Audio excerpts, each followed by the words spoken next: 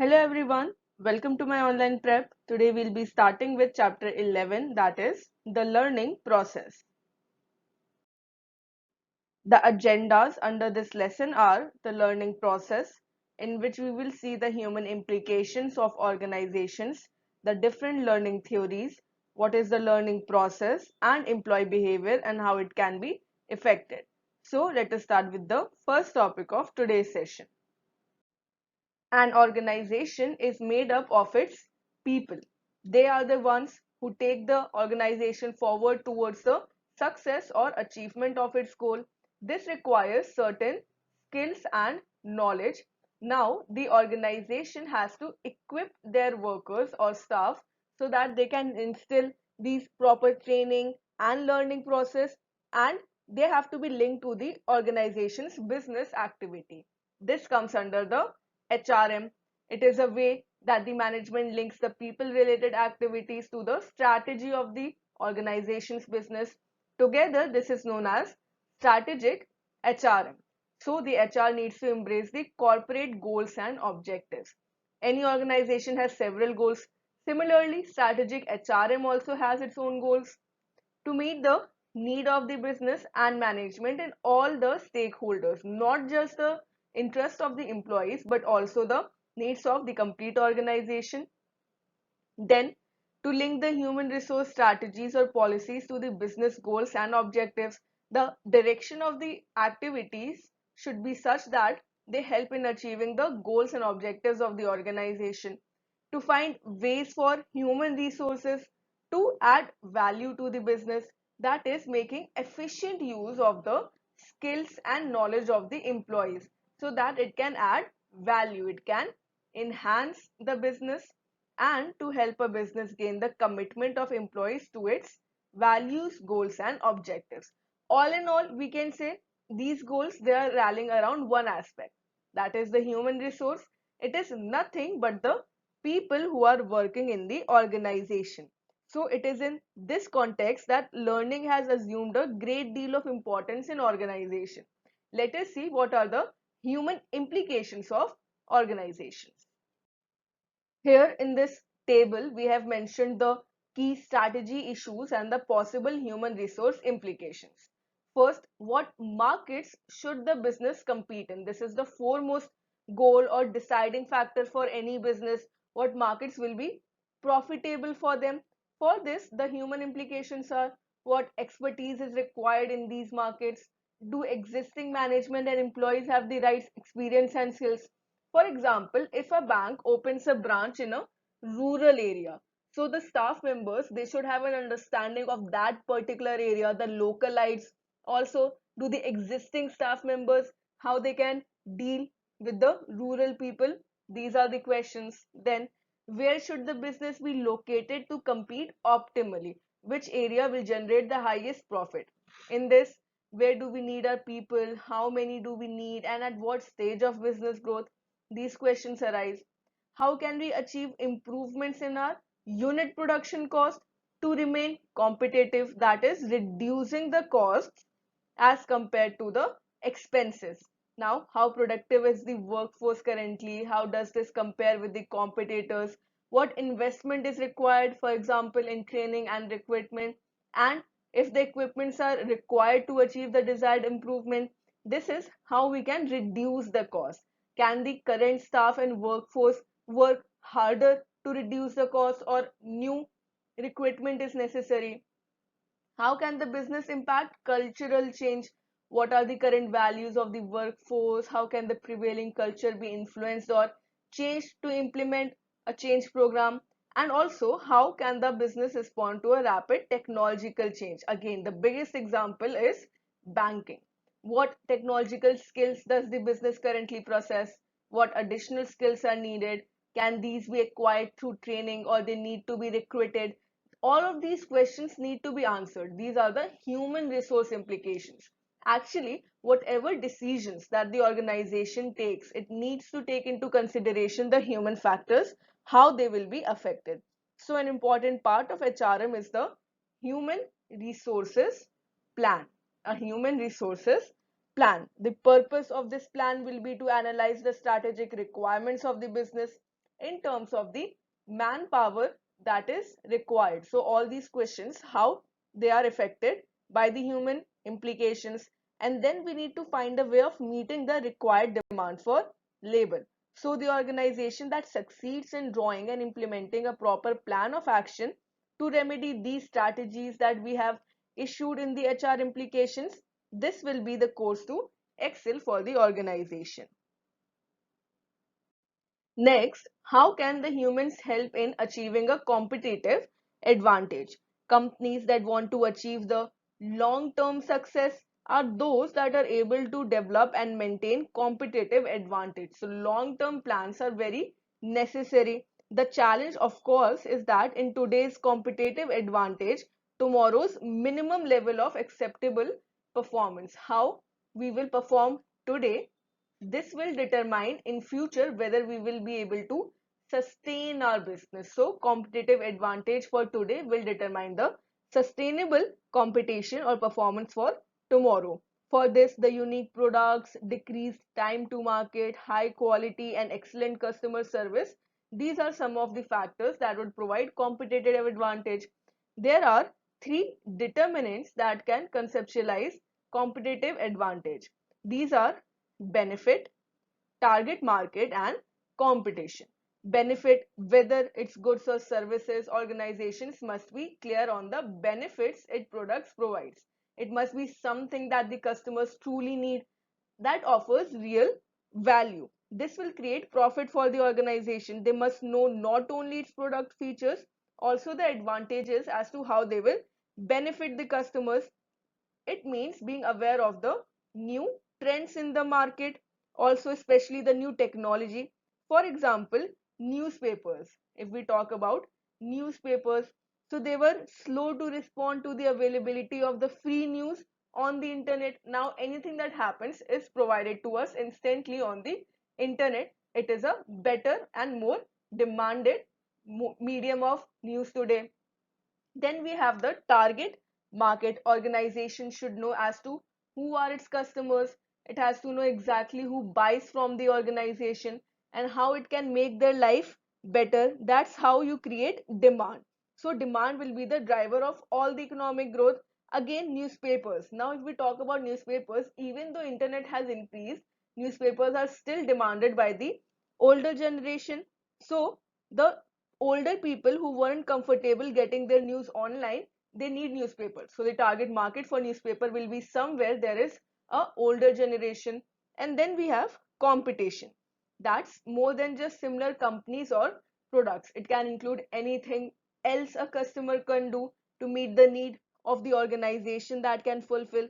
Newspapers has brought their competition with newspapers until they realized it was the internet. They fought to compete with a news provider that was instant and free. So we need to understand the job communicating the advantage so that the work performance can be increased.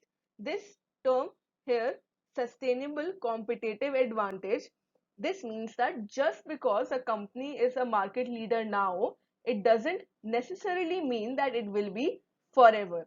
That is, a company must create clear goals, strategies and operations to sustain its competitive advantage. If it wants to have long-term advantage, it has to make such strategies that will be there for a longer duration.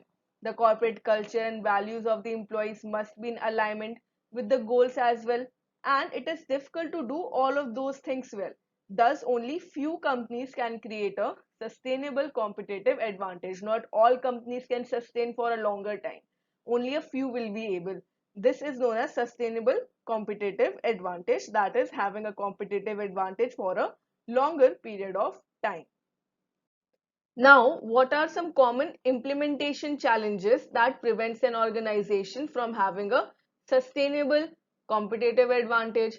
If we talk about most organizations, they do a relatively good job in figuring out what must be done. They are able to identify the solutions, but the problem comes in implementing them. That is how the solutions are to be implemented.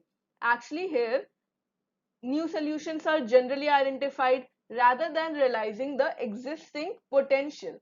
That is how the benefits that are promised by the new solutions, whether they are achieved or not. Such new solutions such as mergers, reorganizations, or updated processes, these are simply announced and introduced. Other events like announcing the project, new equipment, software, training, these are done. But realization is achieved when the organization, it understands that just deploying the changes is not enough. They need to reap the full business benefits that were anticipated when the resources were allocated. For example, if we talk about mergers, so physical mergers or financial mergers is achieved, it is rarely that the two organizations can achieve a complete cultural merger. So in volatile markets, the leaders cannot risk their organization's future on important strategies and projects that are simply installed. Here success depends on being able to ensure that the promised benefits are delivered. So it is a long process. Implementation process is a very long one, and these challenges need to be overcome. Next, we have a moment of truth. It is when the customer, it comes into contact with the organization, they make a impression about the organization. It can be positive or negative. For example, when the customer first time visits the bank branch, greeting the customer, handling the queries of the customers, this will determine whether or not they will continue their interaction in the future. So today's environment is service driven, and multiple providers are there for each and every product. Organization must keep in mind to have a good customer interaction. This is to be kept in mind. Too often, top management feels that they have determined the right strategy and the plan of action. But then something or the other will happen, and the outcome will never just seem to happen. So, regardless of the initiative that it involves, such as opening new markets, realignment of the strategy, altering the corporate culture, there are some moments of truth. This will dictate whether or not the organization will actually receive the value of the decision that they had hoped to achieve. So companies come to these crucial crossroads, and each time they must decide as to what they should do, what that they should pay the price of change or face whatever consequences exist. Now, as change initiatives, they move through critical decision points. There are four possible outcomes. First can be early termination. Occasionally, what happens, approval is secured for a new initiative, but the project really gets off the ground. Regardless of the cause, when efforts to introduce the change are blocked after being approved but before being officially launched, then it indicates that the organization was actually not ready to fulfill its operations. So what happens? The project is discontinued in the early stages when it is implemented. Other times, the reasons behind these terminations are less clear, and they need to understand whether they want to continue or they want to discontinue. Second could be a meltdown.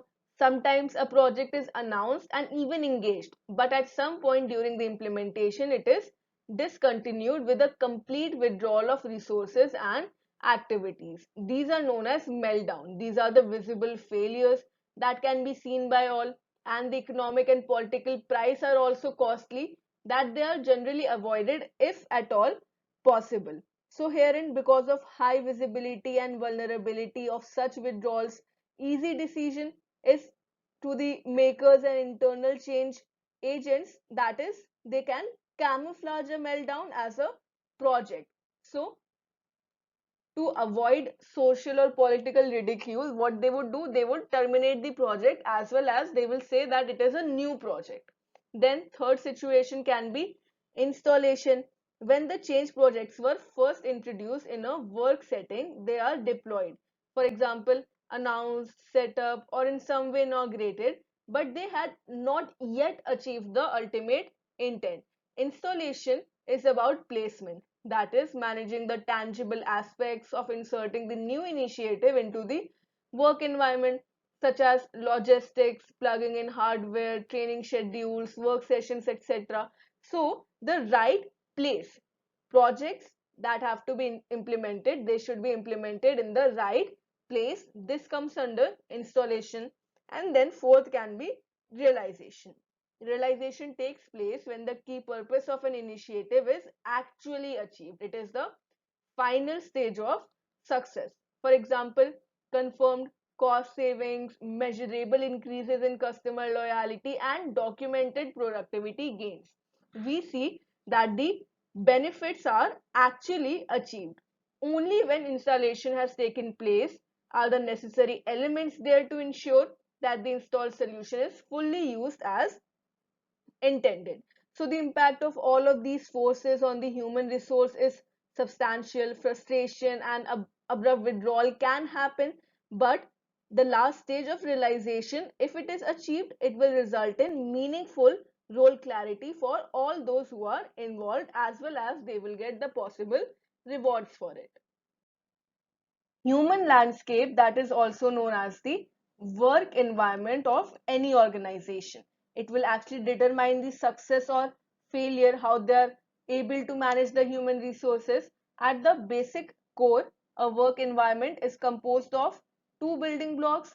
Those who are the inert, that is, they deal with things such as the structures, policies, technologies, and those who are the human, that are dealing with the perceptions, assumptions, resistance, fears, etc.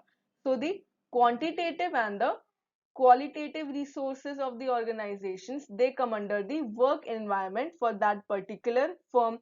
Each work environment here has its own configuration of the inert and human components. So it is the human component of a landscape that will provide all the links, bonds, and affiliations that exist within the work setting. The inert aspects, they're isolated, independent features. A change in the software, it can lead to only changes in the budget, but the human component are more important. Without the human component, meaningful integration cannot be achieved. Of the various internal components, it would not exist. So when the new initiatives are introduced into a work environment, they can cause shock waves of disruption. These shock waves can come in the aspects of humans, in their thinking, also how they were affected by the particular changes. So these points of impact are the physical and the political locations where the new entities are introduced, and potentially they affect the people they touch. So we can say that human landscapes are important. They are the breeding grounds for resistance, because all the initiatives that are designed to bring about change, it can interrupt the status quo as well. So the human landscapes will determine whether or not a change or a particular policy will be affected. There are certain points that the leaders need to know. Leaders actually do not need to have a deep knowledge or expertise in psychology to understand that any change can bring disruptions in the way people work in the organizations. Their mental conditions, physical conditions, emotional, all of these are affected. So, human landscape here involves readiness. That is, leaders should be ready to deal with the changes or challenges that are faced. It involves four critical elements. First is sponsors, the management structure that is responsible for initiating that the initiatives are applied appropriately. To what extent the appropriate leaders, managers, and supervisors, they are able to, they're prepared to absorb the challenges that are faced. Then the capacity, it is the availability of the resources that the people need to adapt to the desired change. To what extent the users lack the intellect that is necessary, emotional or physical resources, so that they can adjust to the particular change in the organization. Third factor is the culture. It can be the formal and the informal ground rules for how things are really done on a day-to-day basis. To what extent do the behaviors, beliefs, and assumptions necessary to achieve the goals, these differ from what are existing in the organization. And fourth is the targets, the people whom the initiatives are intended to influence. Whether the stakeholders, they are showing interest or they are showing reluctance towards the particular goal. So one needs to have a real understanding in depth and detail of the specific social arrangement that will be sustained or strengthened by the change. Creating the proper readiness around the important initiatives requires that these four questions are asked and actions need to be taken to ensure the key changes are implemented without reluctance. So installation of change here requires realization of the promise to the stakeholders. It is a very important aspect. We had discussed in the beginning of this chapter about the human resources plan that is necessary to implement a change or a learning process. Now, before executing the plan for change, it is essential for the leadership to assess the forces that are going to affect the changes in either way. So, plan change, it is actually not automatic. It is rather there are many forces in the individuals, groups, or even organizations that might either accept or they might resist the force. So understanding these forces, Lewin's force field analysis can be handy. This is known as the assessing change forces. So various forces affecting the change work on the principle of force field. This concept was given by Kurt Lewin.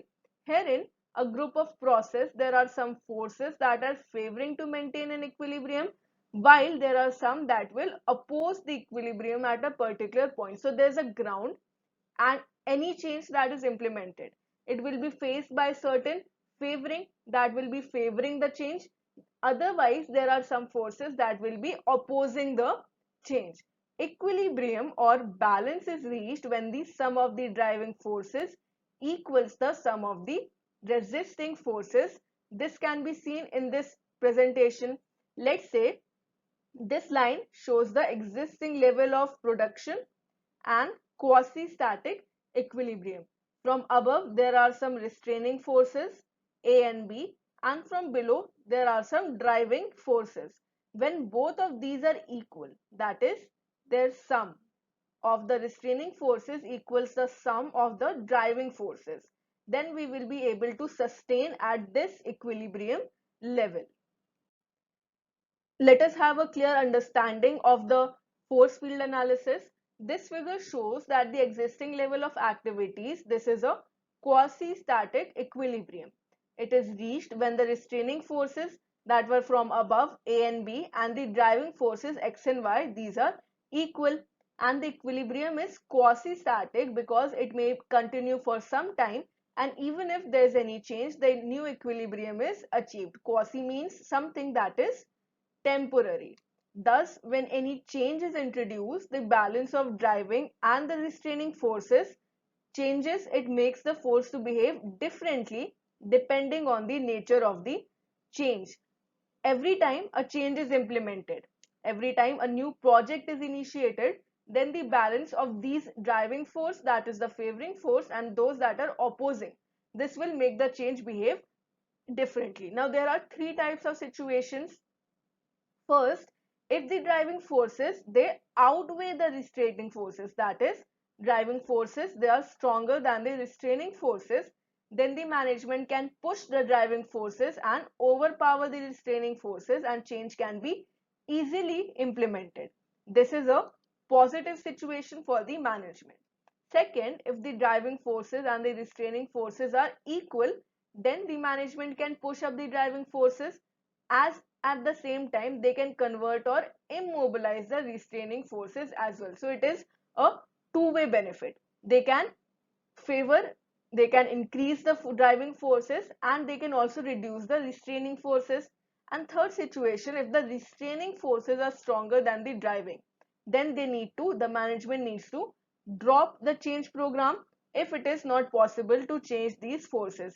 This is the most difficult situation, and the management needs to take a decision as quickly as possible if it wants to avoid any further restraints or opposition. So these are the three situations that were observed by Lewin's force field analysis, and we can implement in any change for the organization.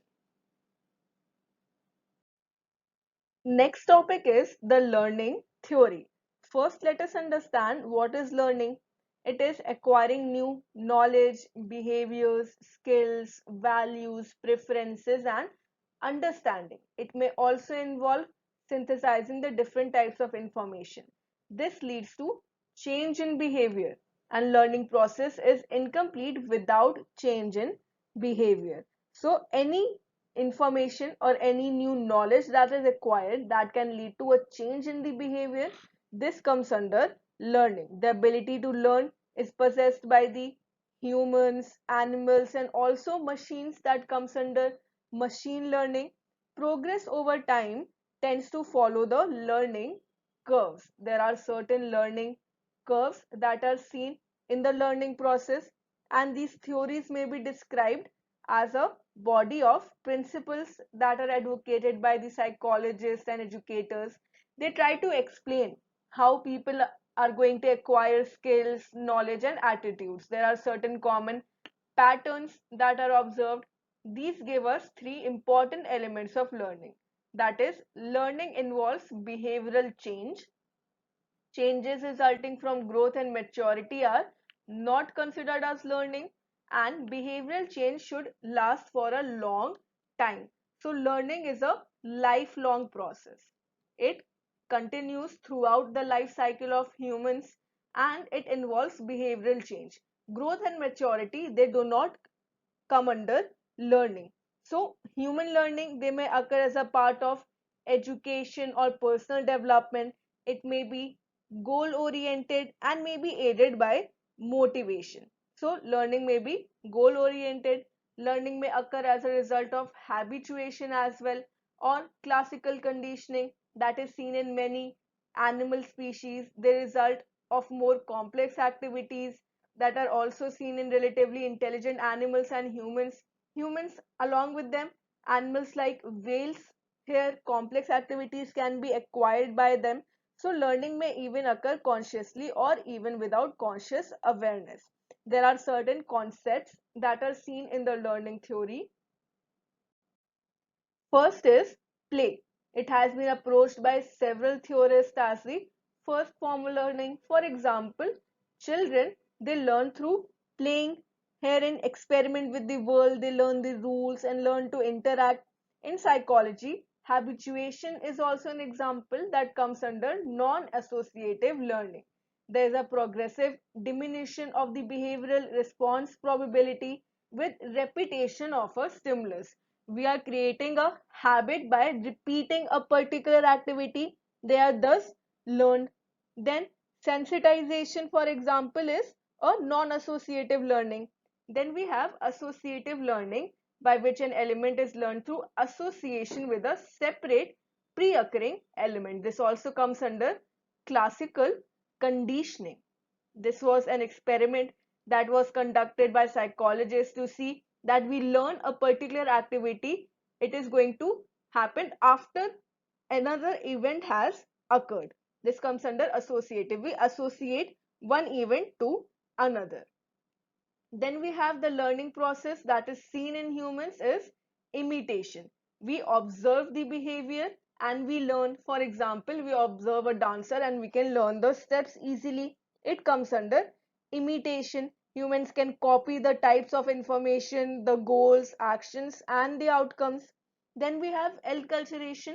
Enculturation means the person learns the requirements of the native culture by seeing. They see the values and behaviors that are appropriate or necessary in that culture, and they learn those behaviors. Acculturation is when a social or psychological process in which a person learns the values and beliefs of another culture. Another culture that is not personal to them, but it is dominant in the surrounding. So they will learn that behavior. So these are the different types of learning that can occur in human as well as other species. Another type of learning that is emerging today is the electronic learning or e-learning. That is the internet-based network computer enhanced learning. When we use the internet or computer to learn something, it comes under the e-learning. A specific and always more diffused e-learning is mobile learning. This is known as m-learning. So you need to remember these terms. E-learning is internet, m-learning is mobile learning. It uses the different mobile telecommunication equipment such as cell phones. Now, when a learner interacts with the e-learning environment, it is known as augmented learning. By adapting to the needs of the individual, the Context-driven instruction can be dynamically tailored so that the learner natural environment can be incorporated. For example, we have various apps through which we can learn the language, any language all around the world. So augmented digital context may include text, images, video, audio that can enhance the learning of the individual. By personalizing the instruction, actually augmented learning has been shown to improve the learning performance considerably. Herein, informal learning occurs through the experience of day-to-day situation. This is known as the informal learning. For example, one would learn to look ahead while walking because of the danger that is inherent. We try to protect ourselves. So these are the informal ways. Formal learning, on the other hand, takes place in a teacher situation.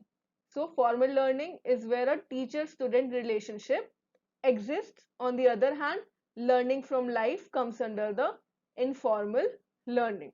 There are different types of learning, that is motor learning, verbal learning, concept learning, attitude learning, learning of principles. All of these come under the augmented learning and e-learning process. There are three domains of learning as well. These are the three parts. First is cognitive learning, that is the development of our mental skills and acquisition of knowledge, development of our brains, such as to recall, calculate, discuss, analyze, solving problems.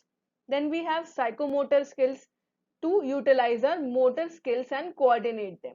For example, when a child is small, they do not know how to correctly use their fingers. Their motor skills are not yet developed. Later on, they develop these skills. For adults, these skills can be to dance, swim, ski, drive a car, etc. And then we have the affective or the behavioral domain. It includes our feelings, emotions, and attitudes. To like something or someone, love, appreciate. So these are the three domains of learning. However, these domains are not mutually exclusive. For example, they are not completely independent of each other. If we want to learn to play chess, the person will have to learn the rules of the game.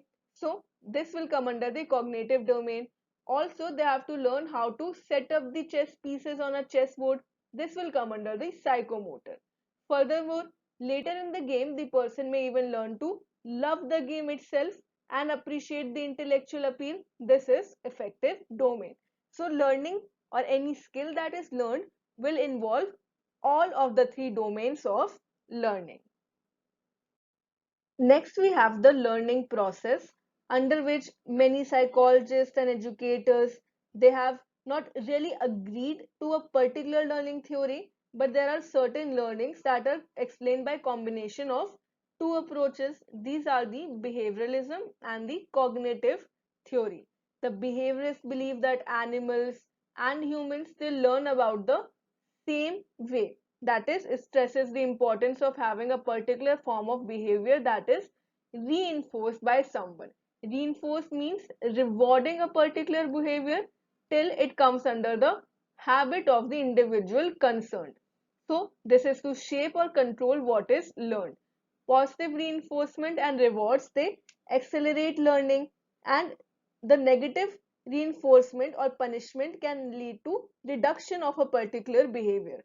This theory provides the instructor how they can manipulate the students with a particular stimuli. They can induce the desired behavior or response. They can reinforce the behavior with appropriate rewards.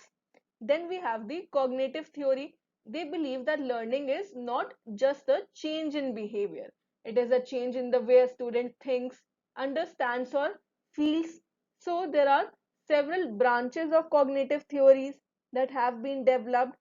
These are two main theories. First is the information processing model, and second is the social interaction theory. First model says that the student's brain has some internal structures. They select and process the incoming information. They store and retrieve it, use it to produce behavior, receive and process the feedback on the return. So there are a number of cognitive processes: recognizing the expectations, planning and monitoring performance, encoding and decoding the information, as well as internal and external responses. So it is how the student is going to process the information. Second is the social interaction theories. These gained prominence in the 1980s. They stress that learning and subsequent changes in the behavior, they take place as a result of interaction between the student and the environment. They enhance or they put emphasis on the behavior that is modeled either by people or symbolically. So social interaction theory, it believes cultural influences, peer pressure, group dynamics. When the student is exposed to a particular environment, they are observed and behaviors and consequences are seen. So the cognitive processes, they include factors like attention, retention, motor responses. Techniques of learning can include either direct modeling and verbal instruction, or the behavior can also be observed. Now, two terms that are sometimes used interchangeably are training and learning. Now, training is an organizational procedure to enhance the knowledge, skills for doing a particular job. It is initiated by the organizations to enable the employees so that they can improve their skills to perform their jobs. It is different than learning. Learning is a process that is inbuilt in training. So, training is how we can enhance our skills for a particular job. Learning, it is a human process by which skills, knowledge, habits, and attitudes, they are acquired so that the behavior can be modified. So the individual, if we see the characteristics of learning, individual starts learning as soon as he is born. He continues learning throughout the life. So learning is a lifelong process. That this is the first characteristics. It involves ways through which the individual learns new things, unlearns things, ways of doing things, attempts to adjusting to the new situation. Then learning can be both vertical and horizontal. This means vertical involves precision is increased or information is added to already something that is learned. Already we have certain skills, we are developing expertise in that skill. Horizontal, what is learned as and integrated and organized as a part of expanding the experience. So vertical and horizontal, both learnings can be there. Former is a qualitative type of learning and horizontal is more quantitative in nature. Then learning is expected to be more or less a permanent change. It is a long term change that is going to sustain. This change may range from execution of a simple skill, item of information, to mastery of something complex. So it is a more long-term behavior, and learning should enable us to make the least use of the things in the world around us. For example, one has to learn the art of living harmoniously with others, how they can establish good relations with the fellows, and learning is not limited to school or colleges alone. It is, as was stated earlier, it continues even after learning. Now, there are certain characteristics of learning that have been provided. These characteristics have been given by Yorkman and Simpson. There are 9 characteristics under their theory. First, learning is growth. That is, learning, individual grows as he lives. The growth implies both physical as well as mental development of the learner through various activities. Then learning is adjustment. Problems and situations are faced by the individuals in the different stages of life. As they overcome a certain problem, they learn about new situations. Learning helps them to solve such problems in the future. Then learning is purposeful. They are goal oriented. Individuals act with some purpose. People learn through activities. Then learning is experience. Human life is full of experiences. All these experiences provide new knowledge, skills, and attitudes. Learning is not mere acquisition of the skills and attitudes, it is the reorganization of experiences. Learning is intelligent. Mere cramming without proper understanding does not mean learning. Thus, meaningful or we can say only meaningful efforts towards proper learning will be considered as intelligent learning. Learning is active. It implies self activity of the learner. They should be motivated enough if they want to learn a particular attitude or skill. Learning is given more importance than teaching. Then learning is both individual and social. Individual mind is consciously or unconsciously affected by the group activities from the peers. Individual behavior is affected by those who are working around them. Friends, relatives, parents, feelings and attitudes are affected. Learning is the product of the environment. The individual lives in the interaction with society. Particularly, environment plays an important role, the physical, social, and intellectual aspects. And finally, learning affects the conduct of the learner. So it leads to modification of the behavior, the conduct, and behavior. Therefore, it attempts to provide such learning experiences so that desired conduct and habits in the learner can be inculcated. So these characteristics, when you are a learner as well, you can see these particular characteristics in your learning process in real life too. Now, when the individual is an adult, their learning process differs from a younger learner.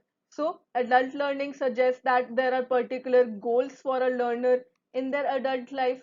Also, best learning environments are those that are collaborative. We can understand more about adult learning through these characteristics.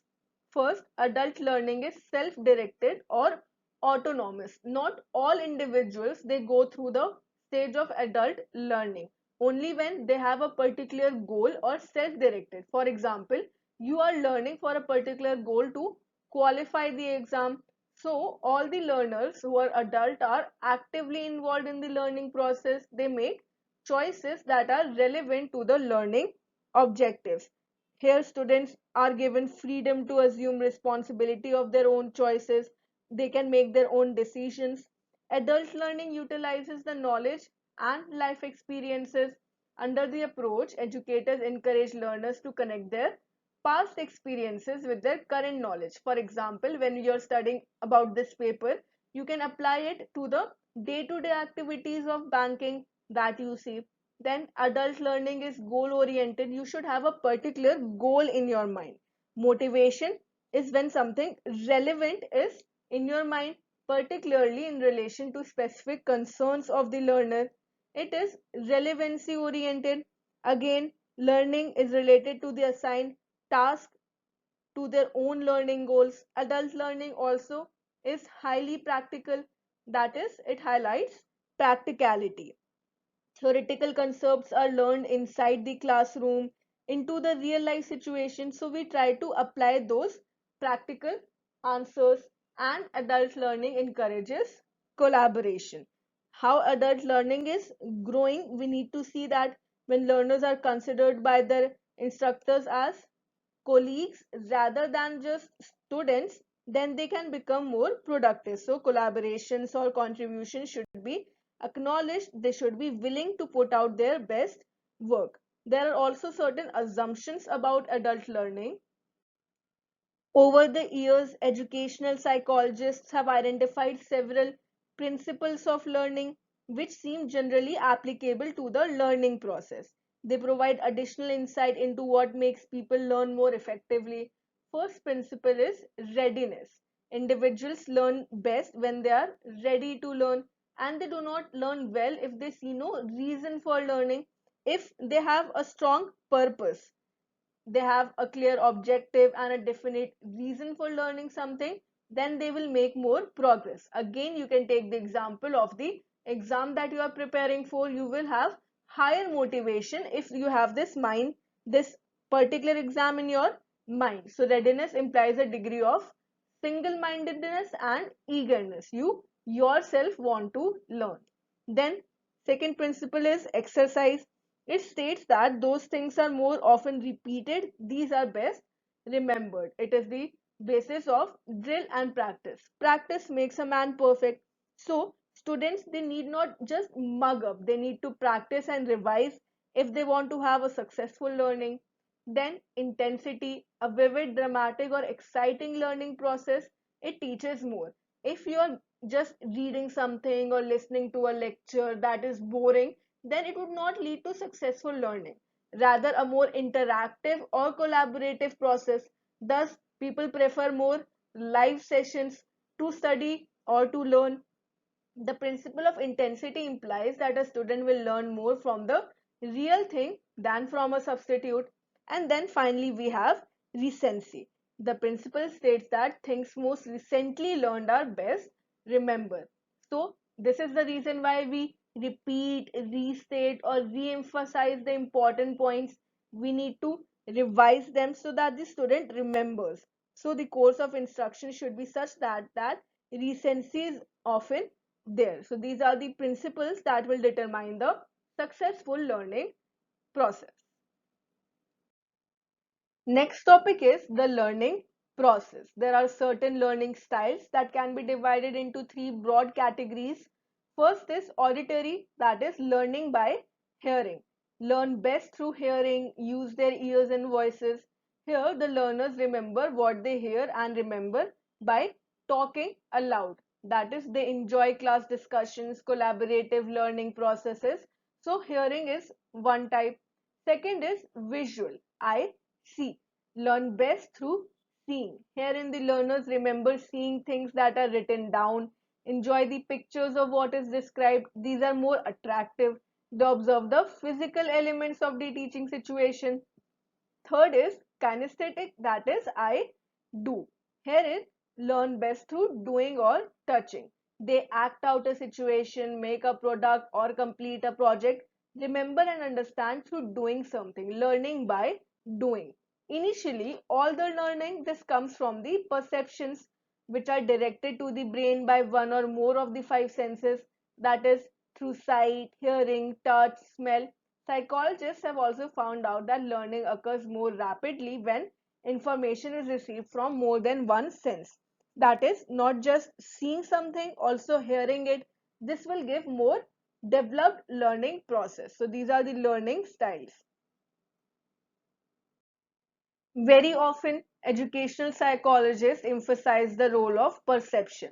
It is the process of selecting, organizing, and interpreting the information from the environment so as to make sense of the world around us. How we will select information or stimuli, interpret, and translate it. Also, perception is important in the organizations. The main aspects is how an individual views others. If they feel that their opinions are being valued, then motivation will be higher. So when the organizations are hiring the new employees, they need to make sure that they have a positive perception towards the work environment. The perception also has a process. First is receiving stimuli, picking up the external and internal factors. This is the first step. Second is selecting the stimuli. We filter out the unnecessary information. We keep what is most important.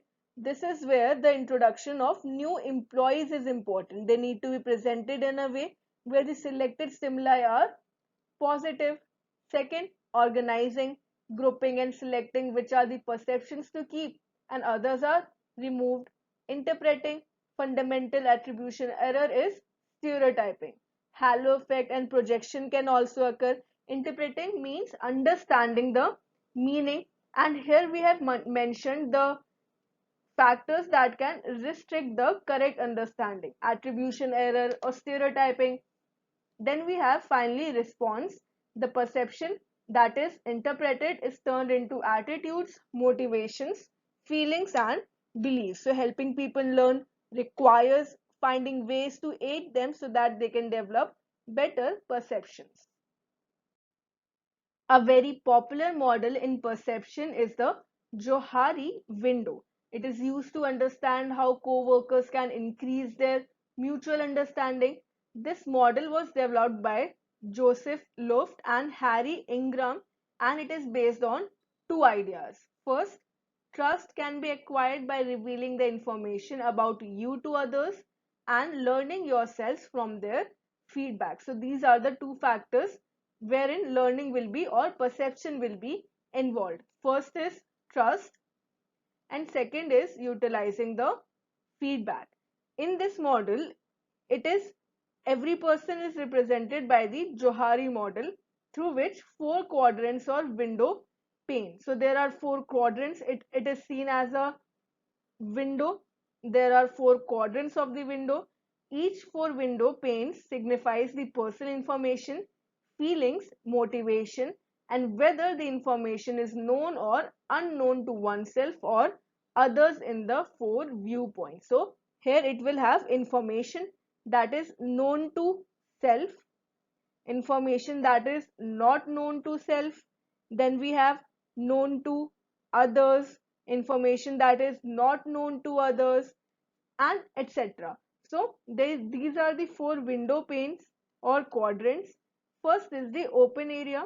Herein information which are known to the individual as well as their colleagues. For example, name, other than that, position in a particular organization. This information is known to all. Second type of information is the blind area. It includes the information that is known to others but not known to the individual. This can be the information that the top management has about the individual. Then we have the hidden area. It includes the information which is known to self but hidden from others. It can be the personal life experiences, and unknown area wherein information is unknown to both individuals and others. These are the four types of perceptions or four types of individuals information that exists in the organization. The information that we hold for ourselves, this gives us the self concept or the image that one creates for oneself. It is the ability to reflect one's own traits, skills, and behaviors. Now, there is a three-way factor that consists the self-concept theory. These are the traits, competencies, and values. Traits involve the specific patterns of behavior that exist within an individual. They lead to an idea that other people will view in an individual. For example, individual can be viewed as lazy, confident, or hardworking because of their repetitive trait behaviors. Then second factor of self-concept is the competencies. Here, the individual understands what skills, abilities, and knowledge they have in the organizational environment. Once identified, individual can also enhance these skills so that they can excel at work. For example, if the child or the person is known to be a problem solver, so they can be involved in more leadership areas. Last part of self-concept is the individual's values. It is the concepts and beliefs about their behavior. Individuals' values are determined by the actions and the verbal experiences. For example, overtime at work can be seen as a hard worker. So, self-concept affects the ability to actually perform or do things. The perceptions we have about ourselves. Students who view themselves positively or less defensive are more receptive to the new experiences, instructions, and demonstrations. So it is very important that one has a positive self-concept.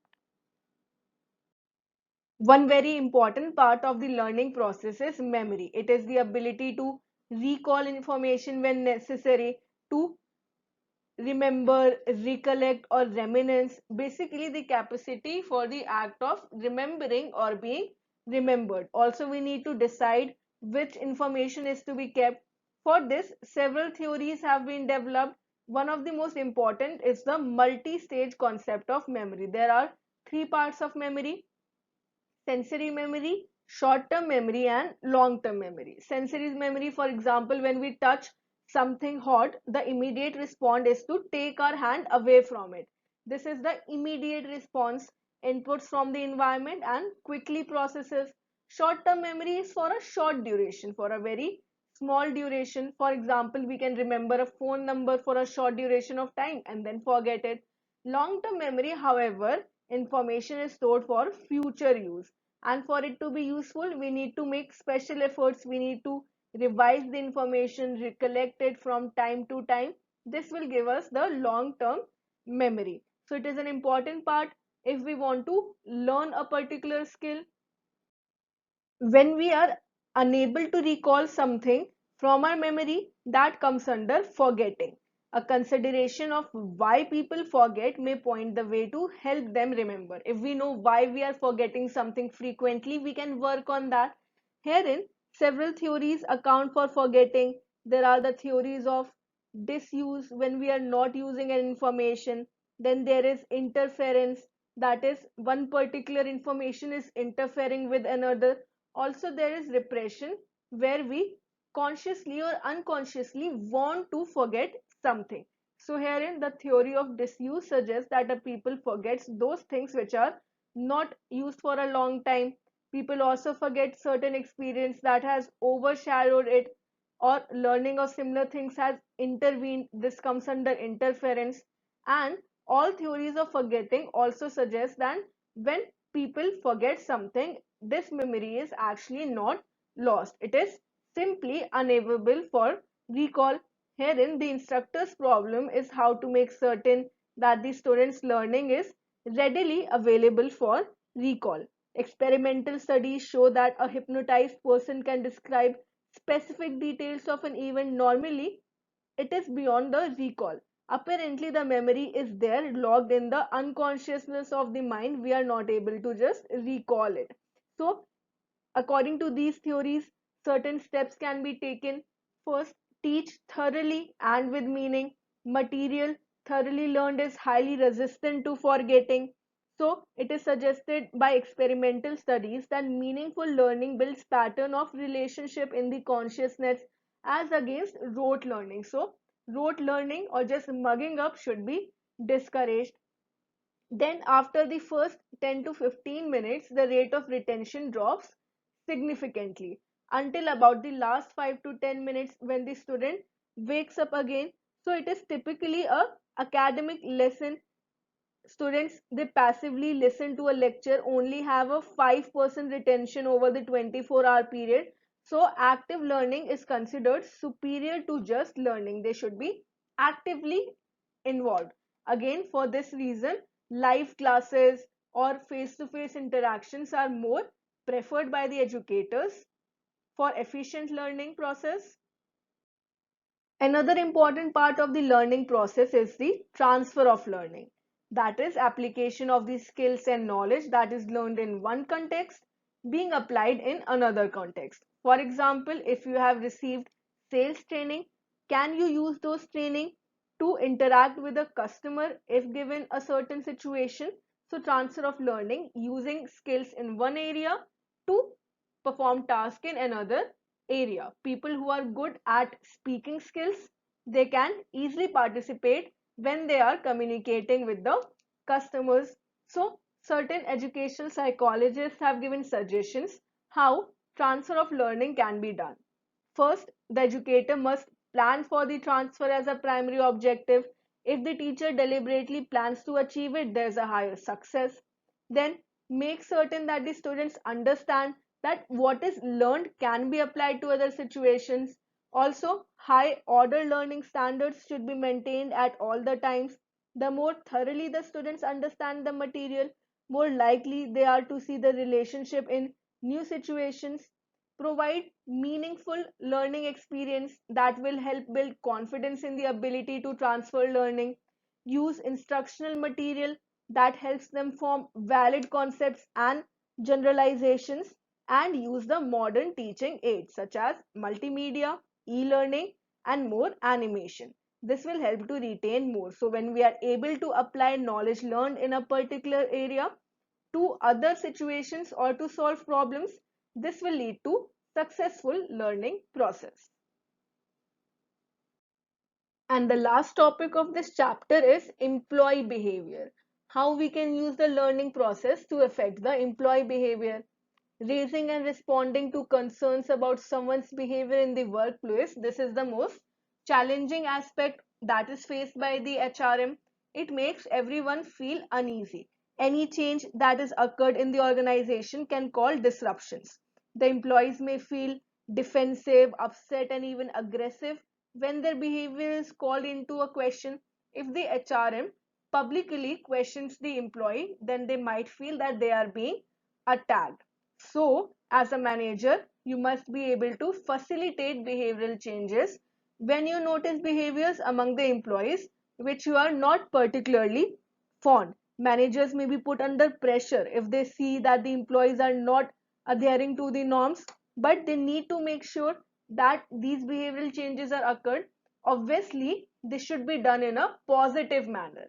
Helping the employee to amend the negative behavior is a better option, particularly if the employee is valuable part.